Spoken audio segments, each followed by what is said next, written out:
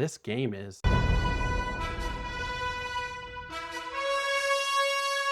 I just spent 40 hours getting my spine snapped in half by a guy named Battle Beast, and somehow I'm here to tell you it was the best thing that's happened to me all year. Invincible Versus is a 3v3 superhero tag fighter where every match ends with at least one person turning into a Pollock painting, and I cannot stop playing it, which is weird because it's also one of the most frustrating, half-finished, what were you people thinking single-player experiences I've touched since whatever the last license cash grab was that I rage quit and uninstalled before the credits rolled. This game is two completely different products glued together with comic book mascara, and I need to talk about both halves before I lose my mind. So buckle up, drink water, we're going in. Let me set the table real quick. Invincible Versus comes from a studio called Quarter Up, which sounds like a knockoff energy drink, but is actually staffed by a chunk of the team that made Killer Instinct in 2013. Played that game, you already know those people understand fighting games on a molecular level. They get pacing, they get hit stun, they get the dopamine drip of a sick combo extending one beat longer than your opponent thought it could. So when I heard Skybound was throwing money at these guys to build a tag fighter based on the most violent superhero show on television, my eyebrows went up cautiously, politely. The way your eyebrows go up when someone says, "Trust me, this sushi place is in a gas station."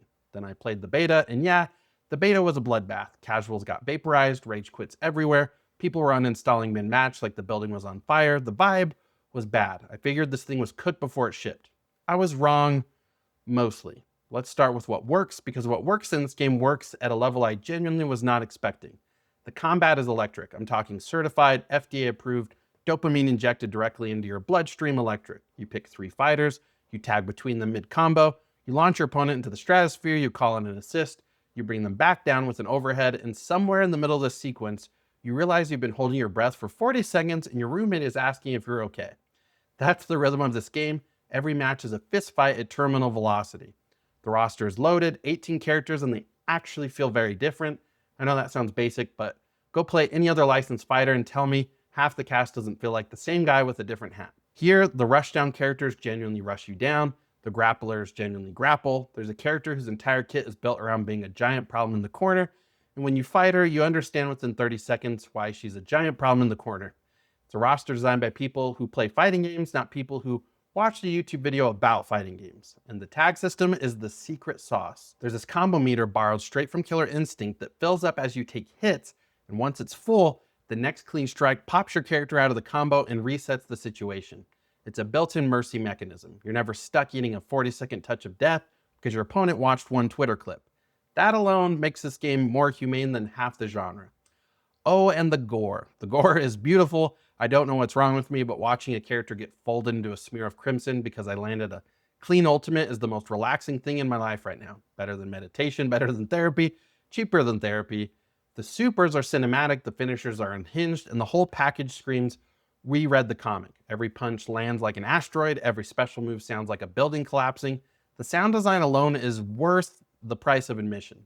So we're cooking, right? Solid combat, killer roster, beautiful violence, smart mechanics, rollback netcode that actually works, wins across the board.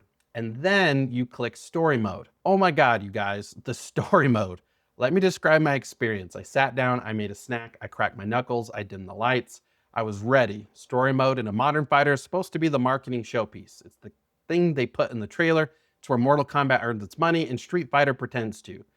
I'm expecting a saga. I'm expecting 8 to 10 hours of cinematic insanity.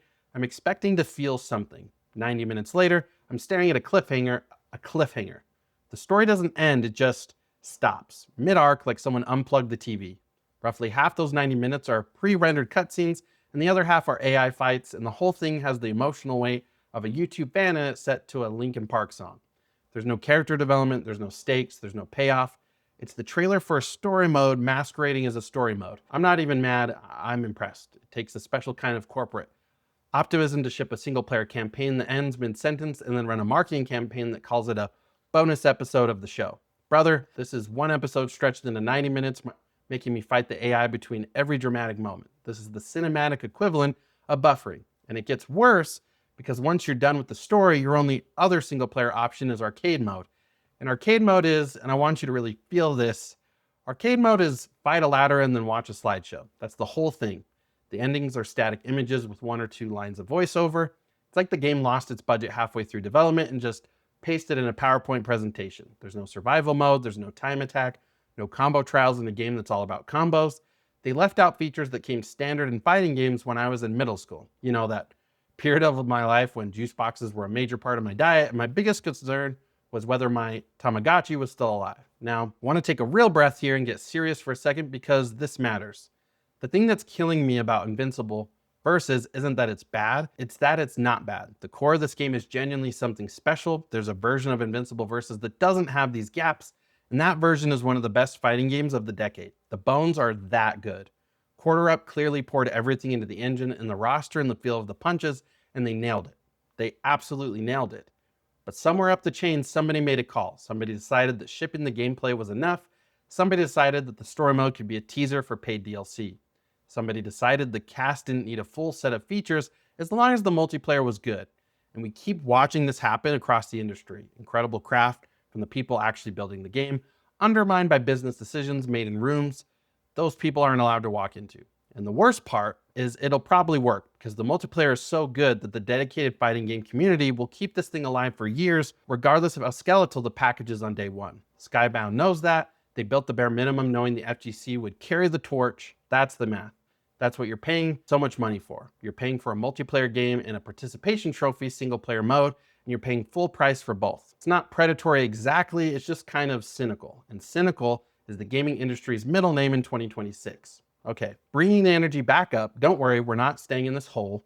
Let's talk about who this game is actually for. Hardcore fighting game players love it, casual fans of the show are bouncing off it like a rubber ball, and both groups are correct, which is funny. If you're a casual, if you've never played a tag fighter, if you bounced off Marvel vs. Capcom 2 because you had no idea what was happening, Invincible Versus is going to humble you. The simplified controls help, the tutorial is genuinely well designed, the pad-friendly inputs are a godsend, but you're still going to load into your first ranked match and a guy named omni-man Sweep 69 is going to carry you across the screen for 30 straight seconds while you're mashing the block button and screaming. That's just the genre, that's how tag fighters work. The trick is to live in training mode for a couple of days before you ever touch online. I know training mode is the broccoli of fighting games. Nobody wants to do it, but the team built a good one, and a few hours in there will save you 1,000 hours of rage. Or look, just play with friends locally. Couch fighting games are still the move. 2 beers, 1 couch, 1 controller each, and you'll have more fun than ranked will give you in a year. If you're a fighting game lifer on the other hand, this game is your new playground. You already know what you signed up for. Every system is intentional. Every button has a purpose.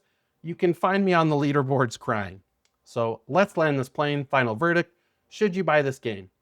If you love fighting games, yes. Day one, no notes, get in here. The combat is real. The mechanics are smart. The community is going to grow. If you love Invincible, the show, but you don't really play fighting games, wait. Wait for a sale. Wait for the story mode DLC that's almost certainly coming. Wait for them to plug the obvious holes in the package. Don't pay this much money to watch 90 minutes of cinematic and then get bullied off the internet. That's a bad weekend. If you don't care about either, I mean, why are you still here? But also, no, this isn't your entry point. Go play Invincible Season 1 and circle back to this conversation in 3 weeks. Invincible Versus is a tragedy and a triumph in the same package. The fighting game inside it is incredible. Everything else around that fighting game is barely there, and I'm gonna keep playing it anyway because the punches feel that good. Make of that what you will. If you got something out of this, hit that like button, drop a comment with your main if you've been playing, and hit subscribe so the algorithm stops feeding you the same 3 reaction channels. I drop new gaming takes every week, and I read every comment, even the ones calling me names, especially the ones calling me names. That's where I get my energy. I'm Cyler. Stay